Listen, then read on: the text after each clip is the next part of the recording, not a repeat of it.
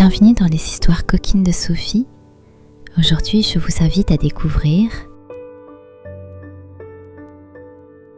les soins du corps et du désir. Partie 4. Le lendemain matin, j'avais beau essayer de penser à autre chose. L'image de ces réactions de la veille revenait sans cesse. Mes mains nues, la chaleur de sa peau, cette respiration saccadée, et le moment où j'avais réalisé, trop tard, que j'étais allée trop loin. En arrivant devant sa porte, j'inspirais profondément. Aujourd'hui, je me jurais de rester irréprochable.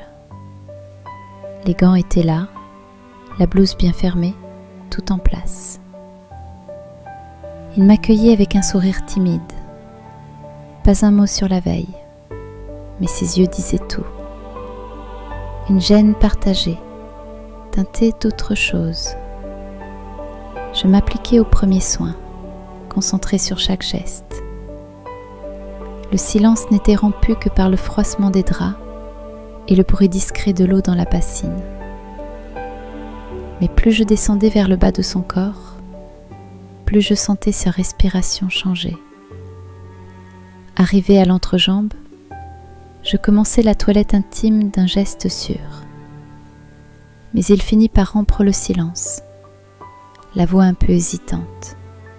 Je sais que ce n'est pas normal d'en parler, mais ces érections, elles sont de plus en plus fortes et plus douloureuses aussi.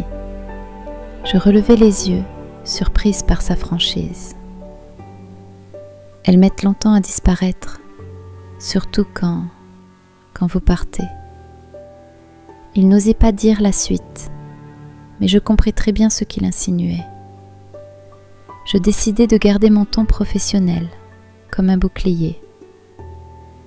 Vous savez, parfois, la douleur est liée à une congestion, un peu comme une crampe musculaire. Cela arrive. Je repris mon geste, plus lentement cette fois, comme pour lui montrer que je prenais sa plainte au sérieux.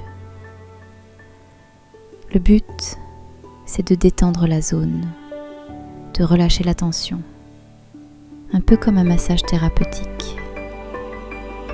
Il me regardait, sans bouger, mais ses yeux brillaient d'un mélange de gêne et d'attente. J'entourais doucement la base de son sexe avec le gant, le nettoyant avec des mouvements mesurés, presque médicaux. Pourtant, à chaque passage, je sentais sa chaleur, sa fermeté, et c'était comme si mes doigts captaient plus que ce qu'ils auraient dû. Il craqua. Je nettoyai puis posa la serviette sur lui, coupant net le moment.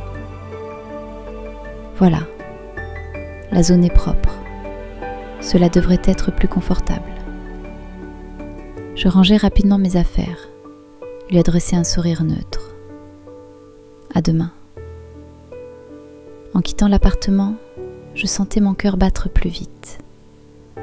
Officiellement, je n'avais fait qu'un soin. Officieusement, nous savions tous les deux que ce moment avait franchi un pas invisible.